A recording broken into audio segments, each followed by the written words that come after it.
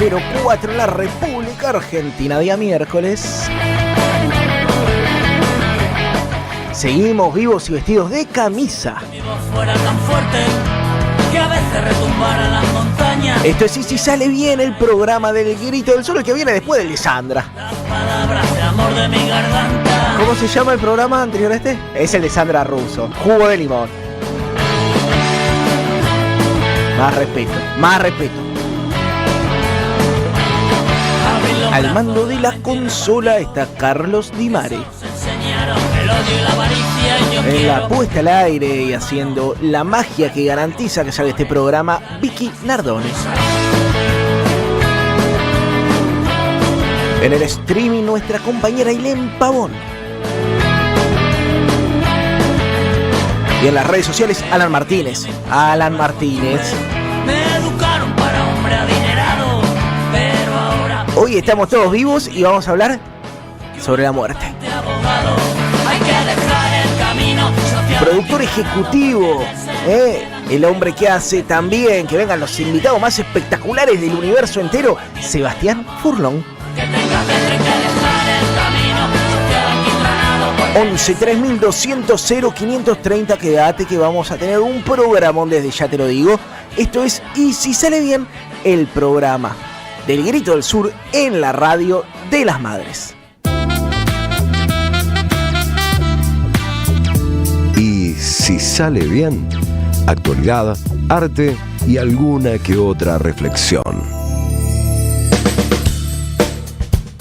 ¿Cómo están? Buenas noches, feliz miércoles para todos. Seguimos vivos, que no es poco. ¿Cómo anda, querida compañera Belén del Huerto? Muy bien, yo no sé, a veces siento que llega este momento y estoy como medio que me muero, medio que no, pero estoy. Sí, estamos medio muertos también, un poco vivo, entre vivo y muerto. ¿Cómo está usted, Reches, en términos de su Vida. estado de vitalidad? Sí, vital. Estoy en el limbo. Bien, surfeando.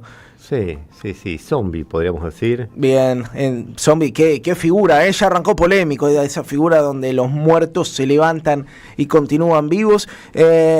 Todos tenemos algún muerto también en algún lugar, ¿no? Tenemos varios. Sí, hay algunos que traen más muertos que otros. Yo le mando un beso. A mí me gusta mucho. ¿Vieron la película Coco? ¿Ustedes? Sí. Me parece una película hermosa. Yo además tengo una abuela que era mexicana. Así que la película Coco me conmueve sobremanera. Pero hoy vamos a hablar de la muerte en sus distintas dimensiones. ¿Usted ha discutido últimamente sobre la muerte, Reches? Bueno, la muerte me atraviesa como nos atraviesa todo el tiempo. He discutido, he charlado, he leído, he compartido impresiones con otras personas. Me ha hecho muy bien un libro que se llama La salud de los muertos. ¿De quién? Viviane Desprez, una belga, que es maravilloso. Dice, los muertos siguen existiendo, como muertos, pero siguen existiendo y tienen relación con los vivos. Totalmente. ¿Cuántos muertos hay que siguen dando vueltas por acá? Belén del Huerto, su primera reflexión sobre la muerte, y después me cuenta qué trajo de su viva falopita.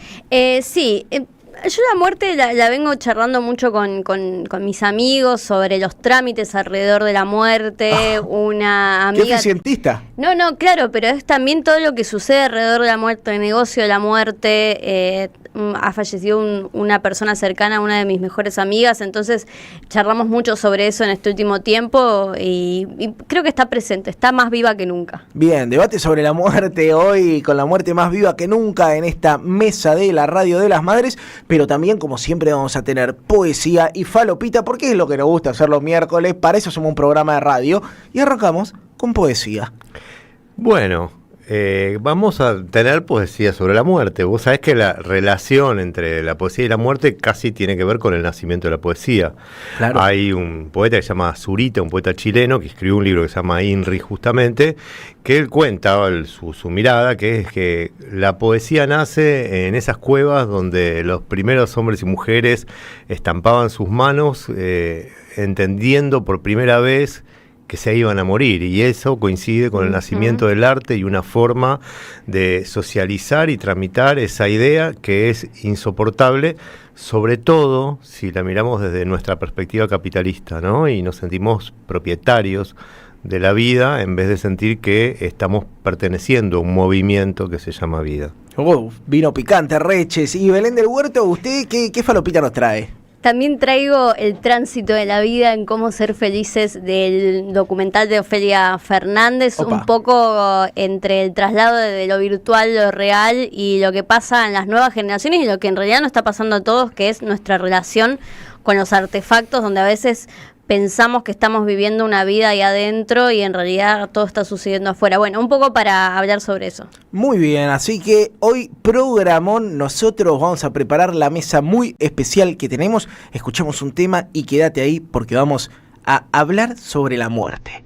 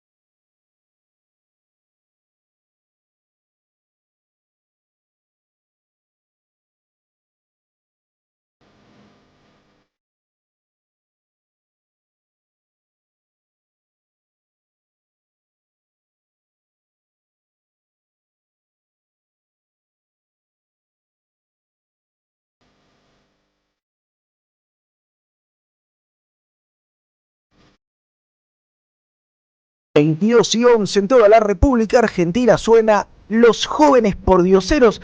Cuando me muera, hoy vamos a hablar de la muerte. La otra vez, ustedes saben que yo tengo una hija de 3 años y medio. Es un momento en el que uno es un capo para su hija, claro, porque después en 5 o 6 años es el tarado más grande del mundo, pero ahora tengo un montón de mundos para traerle, para explicarle, para contarle. Y le estaba contando sobre las plantas, entonces le empecé a mostrar los olores de las plantas, los colores de las plantas, y en un momento se enganchó con las plantas, empezó a tirar hojitas, y le dije, guarda, porque si le sacás muchas hojitas, las plantas se van a morir.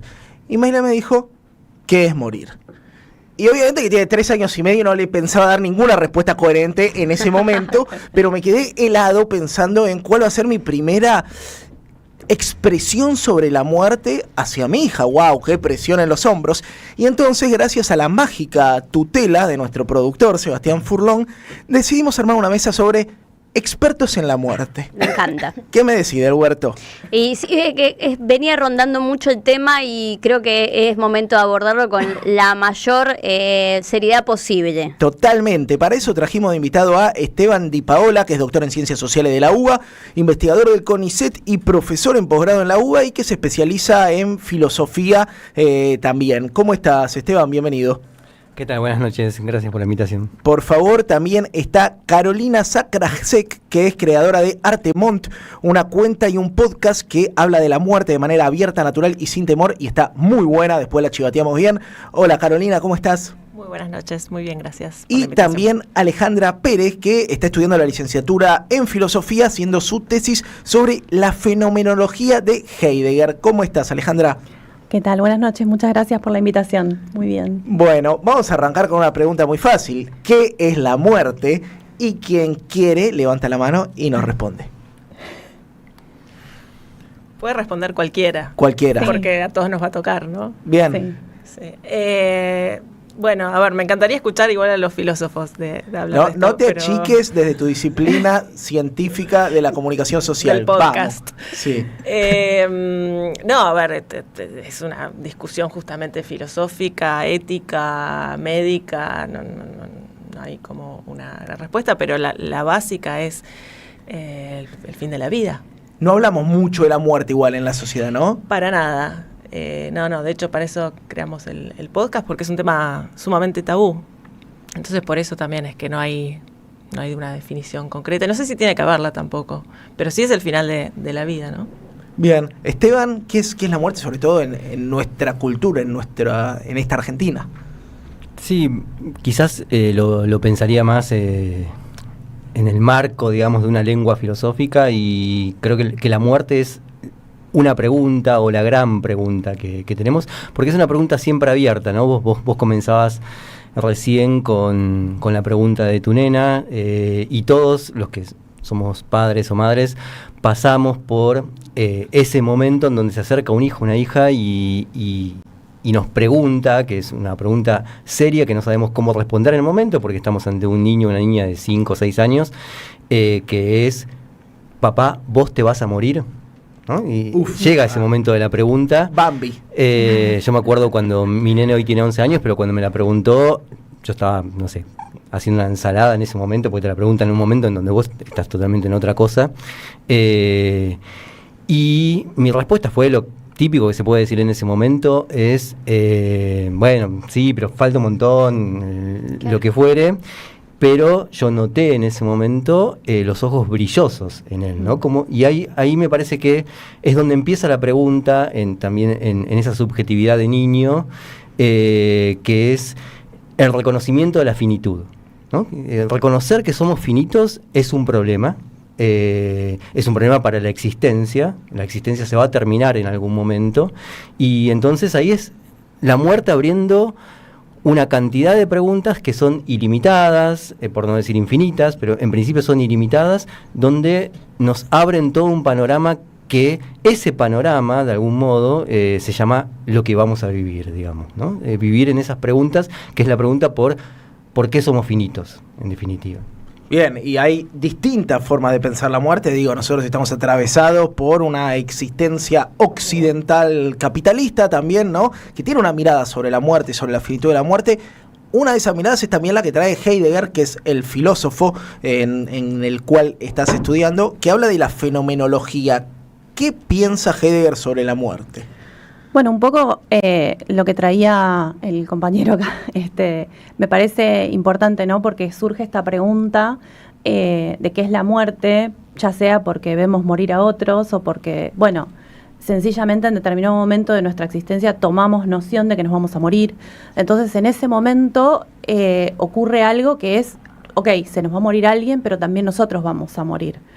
Heidegger lo que plantea es, en algún punto que es bastante lógico, es, bueno, todos sabemos que nos vamos a morir y sin embargo continuamos haciendo lo que estamos haciendo, ¿no? Vivimos en una cotidianidad, perdidos en el uno, ¿no?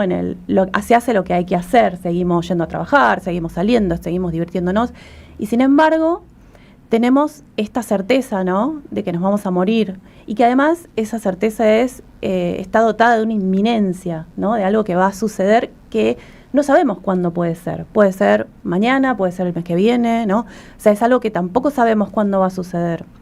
Entonces, lo que hace Heidegger es entender la muerte a partir del fenómeno de la muerte. Por eso es una fenomenología, ¿no? Va a partir de este fenómeno de la existencia para pensar qué implica esta finitud, como decía el compañero acá, es qué implica esta finitud para nosotros, cómo podemos pensar esa reconfiguración que hace en nuestra vida el hecho de ser finitos, ¿no? A pesar de que en la cotidianidad estamos perdidos, ¿no? En esta carrera del trabajo, de la vida cotidiana, de las cosas que nos apresan, ¿no?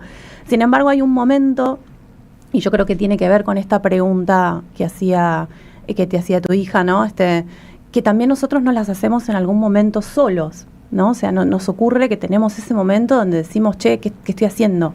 ¿Qué voy a hacer con mi vida? ¿Qué voy a hacer con estas decisiones? ¿Qué voy a hacer con este problema que tengo? Y tenemos esa angustia, que también es una angustia que aparece como la falta de posibilidades, ¿no? Como una angustia existencial profunda que Heidegger desarrolla, ¿no? Que implica esta falta de posibilidades. La vida se quedó sin posibilidades en esa angustia que no dice nada, pero que oprime, ¿no? Y desde dónde nos oprime, nos hace un llamado para poder pensarnos desde otro lugar, para poder pensarnos en la finitud que tenemos y reevaluar todas esas opciones de vida y decir, ¿qué estoy haciendo con esto, no? Muchos dicen que, hablábamos antes de entrar con Carolina respecto de esto, que sucede que, bueno, uno llega al final de la vida y ahí se pregunta, ¿qué hice, no? Con mi vida, ¿qué pude hacer? O sea, sucede eso, pero también podemos hacerlo antes, ¿no? En esos momentos de angustia.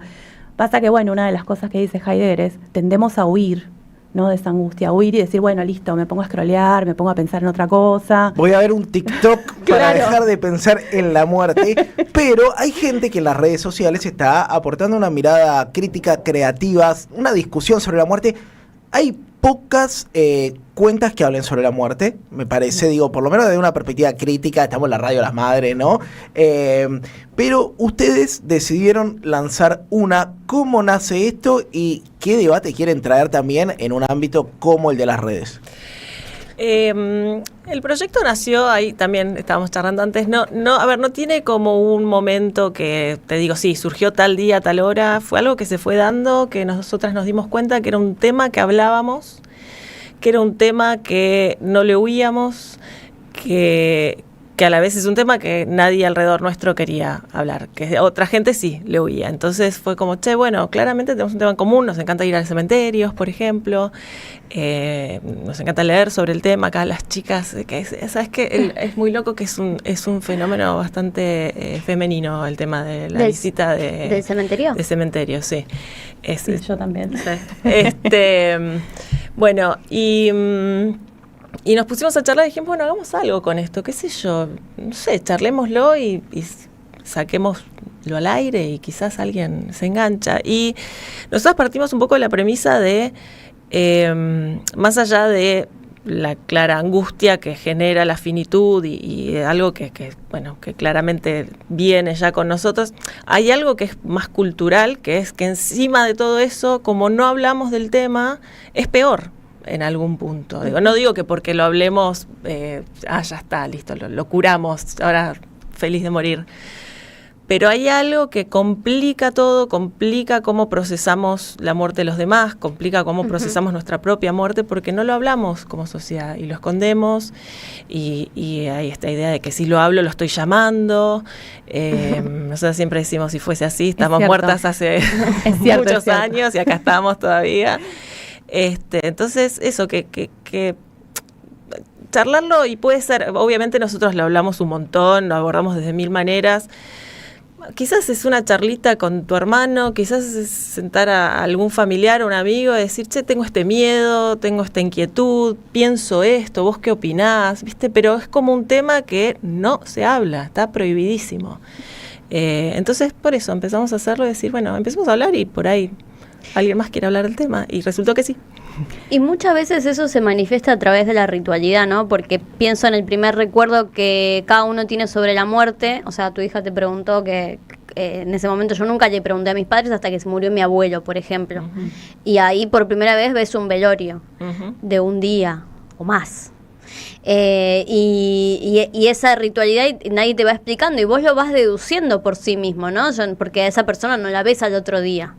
Y no la ves en la cotidianidad, y de pronto la pregunta aparece de manera inocente, incluso incómoda para los otros, ¿no? Y creo que también la ritualidad permite procesarlo, porque creo que solamente en los velorios, no solamente, pero en los velorios se presenta por primera vez la pregunta en los niños, y también en las personas alrededor que pierden a esa persona, ¿no? Como algo que va a estar ausente por mucho tiempo, ¿no? Y después comienzan las conversaciones sobre cómo era la risa de esa persona, el recuerdo, todo eso que dispara la muerte, que en realidad es más vida que otra cosa. Totalmente, y es muy loco que se está perdiendo muchísimo el ritual en Occidente, justamente, que hablamos de eso, esta cosa de, bueno, listo, se murió el abuelo, a cremación y chau, y ya está.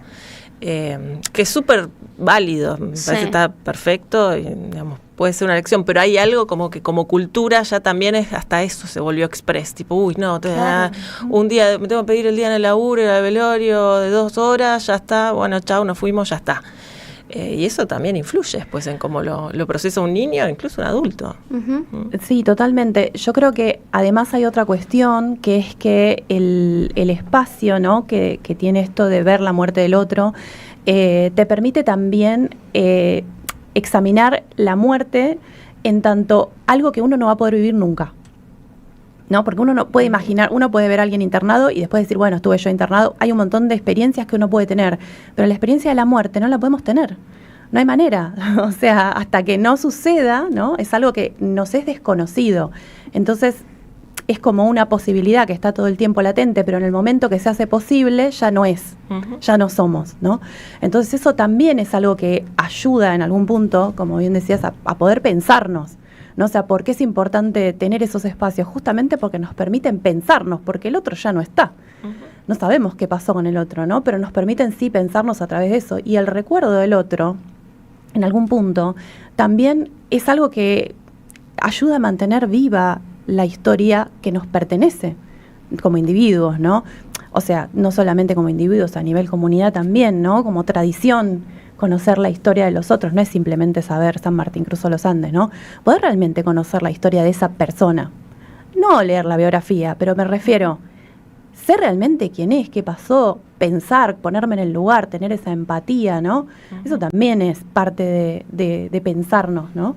Y pasa mucho también esto de que por no hablarlo, por ahí uno después, esto es el típico, bueno, el arrepentimiento, o esto, un abuelo o alguien que se murió y no tuviste una charla, no tuviste algo porque lo negaste, y bueno, ni hablar que puede ser alguien que quizás no es tu abuelo, es alguien más un par, y que te lo esperabas menos, entre comillas, pero que pasa eso. Yo, por ejemplo, tengo una historia familiar muy linda, que mi primo un día, mi abuela estaba muy vieja y dijo, la voy a empezar a grabar, y que nos cuente su historia de vida, porque tiene una historia de vida increíble de la guerra. Y yo quiero que mis hijos conozcan esta historia, y ella no va a estar acá para contarla, y mis nietos. Y bueno, se escribió un libro sobre la vida de mi abuela sin ninguna intención de que sea un bestseller, ni mucho menos, pero bueno, eso circula en la familia. Entonces, también poder hablar del tema te permite hacer como esos trabajos de legado, ya sea los tuyos propios, decir, che, yo querría dejar dicho toda una historia de lo que es la herencia como concepto. La herencia originalmente no era una herencia de plata. La herencia era lo que vos dejabas escrito para la posteridad, tus aprendizajes, tus valores, lo que querías transmitir a la sociedad en el futuro. Entonces esa idea está buenísima para retomarla, pero de vuelta, si no se habla o si es lo prohibido, ¿y quién se va a sentar con un grabador? ¿Y quién va a acceder a decir, bueno, dale, te lo cuento? Porque sí, es verdad que probablemente en algún momento relativamente pronto no esté acá para contarlo.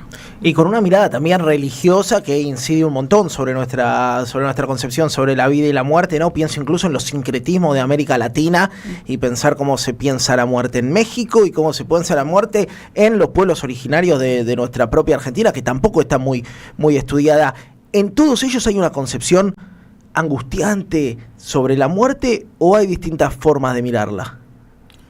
No, yo lo estaba pensando justamente a partir de algo anecdótico que tenía que ver con lo que decían tanto Alejandra como Carolina, porque, digamos, como bien decía Alejandra, como la muerte propia es inaccesible, digamos, solamente se puede tener la muerte del otro, digamos, ¿no? Y yo creo que en esto que también bien indicaba Carolina de la pérdida de la ritualidad de la muerte, no hay justamente esa alteridad que significa la muerte, porque se pierde el ritual, porque en las grandes ciudades o en las ciudades, las zonas urbanas, como indicaba Carolina, yo lo tengo como dato con lo que fue hace un tiempo la muerte de mi madre. Mi madre murió en Tandil, solamente estaba mi hermano allá, yo tenía que viajar de Buenos Aires, mi hermana viajar de Uruguay, y era, saquémonos el problema de encima, ¿no? Claro. Eso era la muerte, digamos, ¿no? Es un velorio de 2 horas, que vayan los tíos, el entierro, y después pasemos a ver cómo hacemos para la venta de la casa. Eso era todo el significado que adquiría la muerte, digamos, en nuestra situación, justamente porque se perdió esa ritualidad, que es la posibilidad de hacernos cargo de la muerte. Y esto lo enlazo y que tiene que ver con lo que vos preguntabas. También hace unos años me pasó, había hecho un viaje al norte, alquilé un auto en Salta, y en el auto nos fuimos para los pueblitos de más del norte, la quebrada Humahuaca y eso. En el trayecto nos encontramos con un ritual donde todo un pueblo había muerto, en unos pueblitos de ahí había muerto alguien del pueblo, todo un pueblo trasladando un cajón por el medio de la ruta. Uh-huh. y no había forma de pasar, y uno tenía que estar a paso de hombre en el auto, respetando ese ritual, donde durante 1 hora íbamos como atrás del ritual de llevar el cajón por todo el pueblo. A mí me pareció algo magnífico, porque es algo que en las grandes ciudades perdimos. Y ahí, siendo digamos, el mismo país, pero una cultura de pueblos originarios en el norte argentino, hay una concepción de la muerte donde todavía el registro de la muerte como un registro de a partir del otro es algo que también nos pasa a todos, un registro colectivo de la muerte, un registro de unidad social de la muerte, digamos, de comunión. Me parece como algo increíble, digamos, para algo que perdimos aquí, ¿no? En ese sentido, es algo paradójico, ¿no? Perdimos la posibilidad de vivir la muerte en las grandes ciudades, ¿no? Que es algo que ya está perdido para mí en nuestra vida social urbana, digamos, ¿no? 11 3200 0530, ahí nos están llegando un montón de mensajes. Mandanos tu aporte, que estás pensando sobre la muerte. Belu. Sí, trayendo un poco también las experiencias personales, cuando uno, por ejemplo, una persona que está en su última etapa de una enfermedad muy difícil, también se viven procesos distintos, ¿no? En cada integrante de la familia. Planificar la muerte es un desafío también, ¿no? Sobre todo porque tiene que ver con los cuidados paliativos, con involucrar a personas, digamos, a efectores de la salud, y todo eso también lo van asimilando cada cual por su parte, ¿no? Hay personas que lo asimilan obviamente mucho más rápido y son más resolutivas con esta dinámica express, y otras personas que deciden negarlo. ¿Cómo, no sé, cada uno de ustedes ve también esas diferencias que existen en la asimilación de la muerte y el memento mori, ¿no? La situación de que te vas a morir, o en realidad otro se va a morir y vos tenés que quedarte o con las costas de eso o con la angustia, ¿no? Que también es el peso de eso. Nosotras trabajamos mucho el tema de la planificación, de hecho es una de las cosas que es como nuestros objetivos en algún punto, que la gente planifique un poco más. Entiendo que vos preguntás más quizás, bueno, ¿qué pasa con la muerte del otro, no? Sí. Bueno, se está muriendo un padre, no sé, un familiar o alguien cercano en el que tengo que tomar ciertas decisiones, y bueno, eso es muy difícil y eso es muy personal, es como decís, es sumamente personal, y creo que no hay forma de abordar eso en general. Sí, lo que nosotros hablamos mucho siempre es que planificar uno mismo para uno mismo es, no sé, por ahí voy a sonar cursi, pero es un regalo para el otro. Es dejarle al otro dicho, mira, yo quiero esto. ¿Y cómo es planificar? Contame un poco, porque me metí a ver lo que hacen y me parece muy interesante. ¿Cómo es planificar la muerte? Bien, suena raro porque a veces me dicen, ¿pero qué es planificar la muerte? Suena tipo planificar el momento. Estamos induciendo al suicidio y lo tomamos con mucho respeto de ese tema. Esto no es eso, ¿qué es? Sí, bueno, es todas las cosas que podés hacer, que son un montón, para que ese momento sea un poquito más liviano, entre muchas comillas, para vos y para los demás.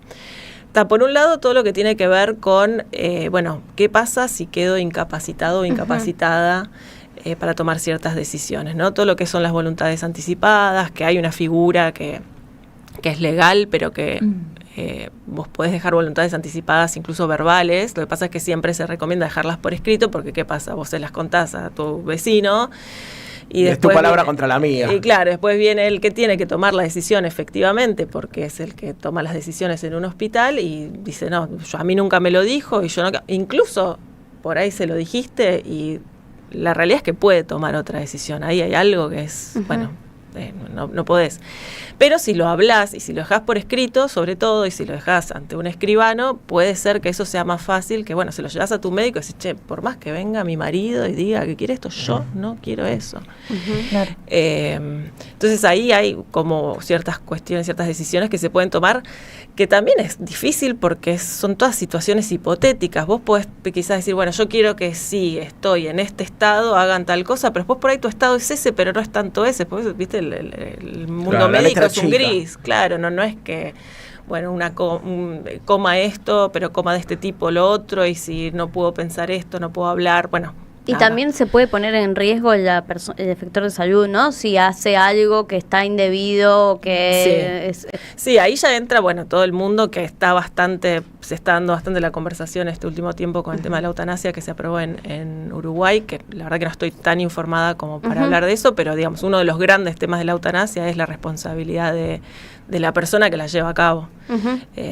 Entonces, bueno, está todo eso. Pero digamos, sin llegar al tema de la eutanasia o el suicidio asistido, hay un montón de cosas que uno puede pensar, ¿viste? O que muchas veces las conversaciones alrededor de la muerte, esto es muy loco, surgen cuando pasa algo con un famoso. Vos decías, por ejemplo, cuando se murió, viste, un abuelo y vos empezás a pensarlo. Pero también pasa mucho, no sé, cuando fue lo de Cerati, se empezó a dar mucho la charla de, bueno, ¿qué pasa si alguien está en un estado vegetativo? ¿Qué quisiera yo que hagan? Y, a ver, más allá de que es terrible, está bueno que, bueno, por lo menos genere esa charla y que se empiece a hablar y que uno diga, bueno, empiece a reflexionar sobre qué querría, pero que después también tome, si es que puede, porque también por ahí no sabés, hay muchas cosas que yo hasta el día de hoy que planifico bastante y tengo bastante armado lo que quiero, hay 2 o 3 preguntas que no las sé. No, claro, y son tipo, ¿sabes qué? Que decida el que tenga que decidir, porque yo no tengo idea. Que le queden los hombros al que tenga que pagar el velorio. Después vamos a hablar qué presupuesto que es morirse, vieja, qué yugo que le está dejando al que viene detrás. Se te muere alguien y lo primero que te duele es el bolsillo, por más que lo ames, todo lo que quieras. Estamos pasadísimos, vamos a hacer una tanda muy breve, se quedan un ratito más. Vamos a hablar sobre lo caro que está morirse, vamos a hablar sobre los duelos, vamos a hablar sobre si puede haber una educación para la muerte. Bueno, dale, vamos a una tanda muy cortita y seguimos con esto que es Y si sale bien, el programa del grito en la radio de las madres. Deja tu mensaje en nuestra línea de oyentes de WhatsApp 11 3200 0530. Somos Radio AM530. El destino de tus vacaciones está en Turismo Cabal. Viví los momentos que querés, con viajes armados a tu medida, con las mejores ofertas y los paquetes que buscas, con más de 35 años de experiencia. Entra en www.turismocabal.com.ar y encontrá las vacaciones que necesitas. Turismo Cabal, seguridad en viajes. Destinada a la cartera de consumo. Más información en www.turismocabal.tour.ar. Hoy Salgo te invita a descubrir teatro, música, experiencias para compartir y actividades para las infancias. Suscríbete en hoysalgo.com.ar y empezá a disfrutar desde hoy descuentos exclusivos pensados para vos. hoysalgo.com.ar. Elegí mejor, salí distinto y viví más. Alimentos cooperativos. Producción y comercialización de productos cooperativos y de agricultura familiar. Envíos a todo el país. Por pedido, envía tu mensaje al 11 34 31 2928. Seguinos en Instagram como @alimentos cooperativos. En 2025 vení a los talleres de Lecuni.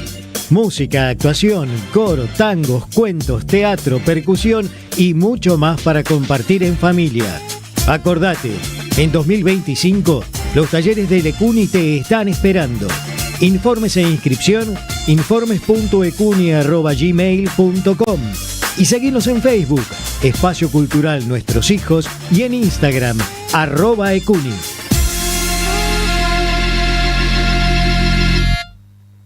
Seguí a la Cámara de Diputados de la Provincia de Buenos Aires a través de sus redes sociales y entérate de todas las actividades legislativas. En Instagram y Facebook como @diputadosBA y en Twitter como HCDiputadosBA. Ciclo El Oído Mutante. Charlas del rock argentino. 3 encuentros sobre 2 décadas de nuestro rock. Viernes 14 de noviembre a las 18, expone Víctor Pintos. Modera Susana Martins en el Pulqui Bar, Entre Ríos 484. Consulta aranceles y reservas al 11 49 94 29 98 o al correo lasideasnativas@gmail.com.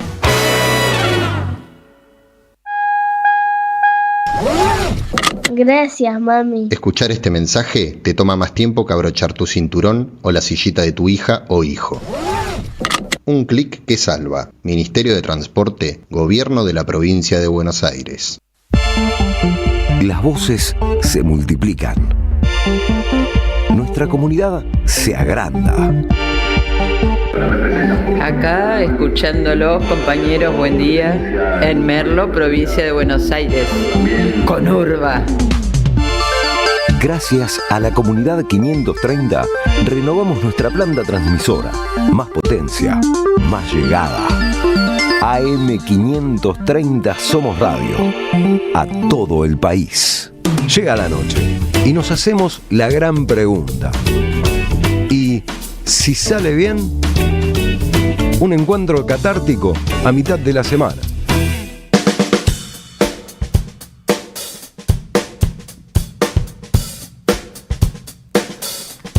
...22:40 en toda la República Argentina. Seguimos acá muertos de ganas de hablar de la muerte. 11 3200 0530.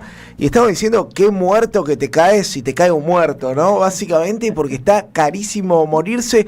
¿Qué dato tenés ahí, Belu? Bueno, le pregunté a ChatGPT. Sí, a ver si está bien ChatGPT. Dice, un servicio básico de velorio y sepelio puede costar entre 550.000 y un palo. Y el más completo de todos, 2 palos o 2 más. palos, pero que viene Chayanne a cantar. Sí. Sanguchito de miga triple bueno, te pido. Che, ¿qué pasa? Me quedé también con la duda de qué pasa con los rituales de muerte, que digo... Se empieza a pensar en la cremación, se empieza a pensar incluso, digo, los ricos vuelven a discutir el tema de la criogénesis. Walt Disney tenía razón. ¿Qué pasa también con la discusión de la vida eterna? Porque está presente dentro de los aceleracionistas milmillonarios que nos gobiernan. ¿Voy yo? Sí, no, todo lo que es el transhumanismo está en boga. ¿Y qué proponen? Básicamente la vida eterna, de no morir. Tranca. Sí, de distintas maneras, ¿no? El ideal es, bueno, seguir siendo la persona que sos para siempre, no envejecer o envejecer muy lentamente. Y si no, bueno, como yo le digo la onda Futurama, ¿no? Que queda tu cerebro, pero quizás te queda otro cuerpo, sos un robot, o incluso queda tu cerebro subido a una nube, digamos, y vos sos un bot, un chatbot, pero con tu cerebro. Qué castigo, imbancable al resto de la humanidad. Jair GPT, imagínate. No, me muero, ¿no? Es como el cuento de Borges, ¿viste? El cuento de Borges de los inmortales, en donde al final son unas criaturas nefastas y asquerosas que se maldicen el día en que optaron por la vida eterna. Pero esto ya existe, o sea, hay gente frisada en el mundo. No así Walt Disney. Lamento. ¿Walt Disney no va a volver? No, ¿sabes qué? No, es algo que investigamos mucho porque es un mito urbano de nuestra infancia. ¿Qué? ¿No está congelado Walt Disney? No, está cremado, lo cremaron. No. Encima lo cremaron. No, esperá, si hay chicos escuchando este programa, Walt Disney está vivo. Nuestros niños internos se van traumados. Existe, esperá, conté este chisme, que lo prendieron fuego, todo lo que no quería el viejo, nadie te abola después. No sé, a ver, no conozco a la familia Disney, pero el consenso es que en realidad eso fue como un mito, que él alguna vez quizás mencionó algo y que quedó como mito, pero no, de hecho en ese momento no existía esa tecnología. Ahora sí existe. Pucha, hizo un imperio y no pudo. Che, ¿y qué pasa entonces también en torno a las representaciones de la muerte más actuales? En este momento, ¿qué empieza a pensarse hoy en torno a la muerte? Bueno, me parece que si lo queremos pensar de una perspectiva sociológica y eso, estamos entrando dentro de todos los profundos cambios que están teniendo las sociedades de un tiempo a esta parte, estamos entrando en sociedades donde, para decirlo bruscamente, no existe la muerte, digamos. Sociedades donde no solamente se evade o se evita el duelo, que eso venía pasando, sino que ya se pierde la representación de la muerte. Y en este sentido, y voy a poner un ejemplo que a mí me parece bastante claro en esto, digamos, porque son sociedades sin muerte y sociedades sin nostalgia a la vez, ¿no? Yo cuando era chico crecí, mi padre era un fanático de los Beatles, y crecí con la idea de que yo nunca iba a ver a los Beatles porque había muerto John Lennon. ¿no? Entonces era una imposibilidad para mí ver a los Beatles. Hoy, fui fanático, o lo soy todavía, de Soda Stereo. Yo podría llevarlo a mi hijo a ver a Soda Stereo, a ver un holograma o lo que fuere de Cerati. Me parece algo tremendo porque imposibilita justamente, en lugar de pensarnos en la posibilidad de, bueno, hay un horizonte que es la muerte y hay un lugar que es la nostalgia. Ajá. A ese lugar ya no se puede volver. La nostalgia de la nostalgia. Me llegaste a un lugar durísimo. Yo soy porteño, tanguero. Vamos a ser nostálgicos de nuestra propia nostalgia. Sí, no, pero lo más terrible es que estamos perdiendo la nostalgia, porque si ya podemos ir a ver a alguien que justo lo había mencionado Carolina antes, que murió, lo podemos ir a ver, puede cantar, podemos inclusive por inteligencia artificial hacer las voces de nuestros seres queridos fallecidos. Podemos recuperar esa voz, podríamos recuperar hasta la imagen de esas personas hablándonos como si estuvieran ahora en una llamada virtual. Hay un lugar ahí que hemos perdido, digamos, de poder representarnos la ausencia del otro. Ya no nos podemos representar la ausencia. Qué tremendo. Había un capítulo de Black Mirror que es durísimo, que en su momento parecía vanguardista y ahora va a pasar mañana, en donde la tipa recrea a su marido muerto con un holograma, una inteligencia artificial. Y pienso que también se pierde el significado, ¿no? Este fin de semana fui al cementerio de La Recoleta a dejar mi troquel a Evita, porque... ¿Cómo metiste el cementerio de La Recoleta este año? Este año metí mucho cementerio de La Recoleta, muy Mariana Enríquez. Pero había filas de personas, ¿no? Pensándolo así en esa ritualidad.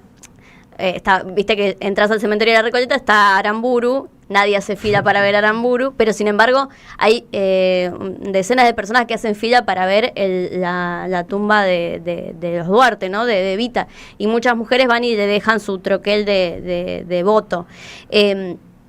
Ese significante también comienza a perderse si podemos volver a recrear de manera artificial todo esto, ¿no? Y lo importante, qué sé yo, que fue Evita para el voto de las mujeres, pensándolo así, también ahí se pierde esa ritualidad y algo de poder hablar con el otro y generar una conversación.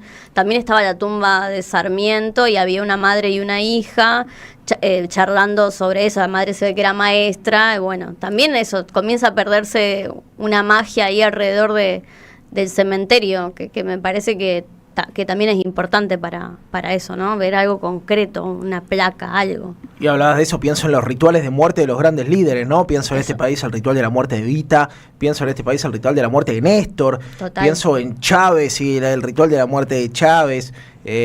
Bueno, también esa pregunta, 11-3200-0530, llegan un montón de mensajes, les quiero leer algunos. Esto es así, yo les tiro una ametralladora de mensajes, ustedes levantan uno que quieran y después me lo responden.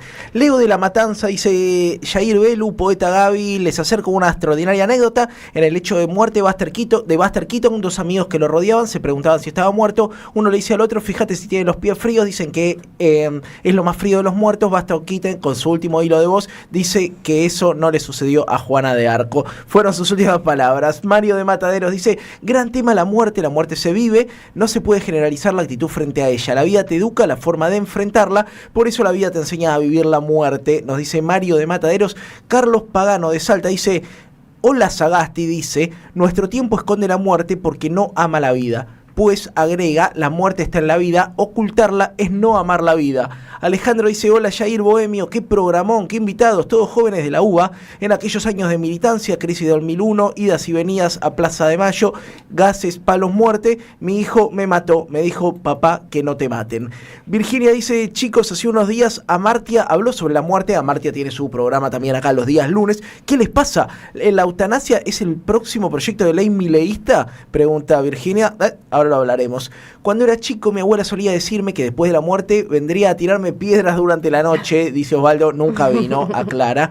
La filosofía solo plantea el tema de la muerte, pero el que lo aborda desde el mito es la religión, aunque no de manera definitiva. También lo hace en aquellas cuestiones de la vida individual y social en las que no tenemos respuesta, nos dice Jorge de Ramos. Diego de Lanús dice que la muerte no es más que el cuerpo deje de funcionar, pero ¿existe la muerte? Si deja de funcionar el cuerpo, podemos decir que sí, pero ¿qué me dicen de los libros, por ejemplo, como un sinfín de ejemplos? Bueno, creo que faltó el título del libro, Diego querido. Buenas noches, chicos. Hace poco me pasó un cajón solo y cremación sin velorio. Un palito. La vida en general está cara, el sepelio también, nos dicen desde Coglan. Daniel. Diego de Corrientes, siempre presente, dice: hablar de la muerte necesitan 1000 horas. Van a hablar de San la Muerte, de Iku, Yoruba, de Supay, Quechua, de Pillán, Huefeques, Ingen, Mapuches. Digo todo esto con Heidegger, pero somos multiculturales y la verdad es que la occidentalidad aburre un poco. Perdón, pero soy re sudaca, aguante el grito, el único programa de culto con actualidad. Acá nos dicen: excelente programa de hoy y si sale bien, soy de Uruguay, hija y nieta de brasileros. En Brasil existen otras cosmologías, en relación a cómo se vivió planificar la muerte. Mi hermana menor murió de cáncer acá en el Hospital Rivadavia y cuando le pregunté cómo ella ya sabía que iba a morir, me dijo que sentía que se estaba apagando como una vela y le iba a pedir a mi abuela ya muerta que la ayude. Soy Silvia del barrio de Congreso, un saludo a la producción. 2 más les leo y después cada uno retoma el que quiere. Rubén Lubovich: hola Jair, ¿qué temita el de la muerte? Para mi ego existe algo más letal que la muerte, el olvido. Uno se hace la imagen de la posteridad y sin embargo el olvido con el paso del tiempo termina matando a la memoria, termina matándonos. Esa es la clave de mi miedo a la muerte. Desde Loma Hermoso, un abrazo de Rubén. Me mataste, Rubén, con esa. Estoy en una parecida. Y última, Claudia de Marcos Paz dice: hola Jair y equipo, en estos días llega demasiado seguido el tema de los suicidios adolescentes, doloroso tema, por si quieren compartir alguna idea. Sí, no vamos a hablar del tema, hay protocolos para charlar un poquito de suicidio en medios de comunicación, así que 11 3200 0530, un montón de mensajes que todavía quedan afuera. ¿Qué nos dicen de lo que llega? Bueno, un poco a mí me interpela el último mensaje, o el anteúltimo, digamos. Sí, que hablaba de las cosmogonías originarias. No, el que hablaba del tema del olvido, ¿no? Sí. Porque el olvido es un poco la muerte y es un poco de lo que yo, la idea de lo que yo estoy trabajando justamente es poder pensar cómo vencer la finitud, ¿no? Y una forma de vencer la finitud, yo encuentro que puede únicamente ser a través del lenguaje, ¿no? El lenguaje aquello en lo que nos encontramos todos y que no tiene que ver con la conversación, ¿no? Sino con todo lo que sucede cuando hablamos, todo lo que intercambiamos en ese espacio de la conversación, en los documentos, como decía ella, ¿no? Eso de, dejamos una grabación, dejamos un libro escrito, esa conversación, eso escrito, es el lenguaje que nos permite que toda esa tradición siga viva, ¿no? Y que no se olvide. Pero para eso también tiene que haber una elección, ¿no? Que es un poco también lo que trae Heidegger, el tema de la elección. Es necesario que elijamos poder ser esa persona que quiere saber, que quiere tener conciencia de esa tradición, quiere tener conciencia de esa historia, tanto la personal como la comunitaria, ¿no? No da lo mismo, ser argentino, no da lo mismo saber cómo funciona el cementerio acá o por qué, que quizás él nos puede explicar un poco más, muy interesante, por qué, por ejemplo, los cementerios tienen arquitecturas distintas. Vos vas a un cementerio en Santiago del Estero y son todas como casitas, pero casitas. Uh-huh. Y vas al norte y tienen como unos espacios para poner velas o unas cosas que se iluminan. Es más, tienen como unas latas que tienen un agujerito como para que se vea desde lejos. O sea, son todas características particulares, arquitectónicas de los rituales, ¿no? De cada lugar. Eso es la historia. Poder conocer eso, poder ponerle palabras a eso, es parte de quiénes somos. Entonces, un poco apoyo el tema de la nostalgia, ¿no? Y de poder hacer esa elección, ¿no? Que es personal, pero es una forma de resistir, ¿no? Abrir espacios. Este espacio es resistencia también. Esteban, Carolina. No, de los mensajes que mencionaste, me pareció que sobresalió al menos para mí. El que refería al 2001, ese papá, no quiero que te maten, ¿no? Esa frase del hijo, me pareció como, al menos a mí me llega. Yo en el 2001 tenía 23 años, estuve por acá por la Avenida de Mayo en esos días, pero también yo nací en la dictadura y por la militancia de mis padres también tenía como ese lugar de el temor, digamos, de que, bueno, iba a decir justo que desaparezcan, pero sí, el temor, digamos, de ahí, de que ya no estén más, tanto mi padre como mi madre, que los dos militaban. Y en ese sentido, digamos, creo que por eso me llegó tanto esa frase que marcaba de su hijo. El padre o la madre, digamos, es una protección ahí, digamos, ¿no? Entonces, es imposible, por eso yo hoy lo planteaba al inicio como el reconocimiento de la finitud por un hijo cuando pregunta al padre o a la madre, vos te vas a morir, pero también es, yo no me puedo quedar solo, ¿no? Y la muerte, en algún punto, cuando uno la enfrenta después de grande, cuando su padre, su madre, si uno tiene la suerte de que sea así, muere cuando uno ya es grande, la muerte significa me estoy quedando solo igual, ¿no? A cualquiera que se le ha muerto un familiar muy cercano, un padre o una madre, la sensación es me quedo solo. Aunque tenga uno 40 años, 50 años, es como volver a recuperar esa imagen de niño ahí. Por eso me llegó mucho esa frase. Wow, interesante. ¿Caro? Yo brevemente retomar el tema del precio que alguien también ahí comentaba, de que morir está caro. A ver, sí, es verdad, absolutamente.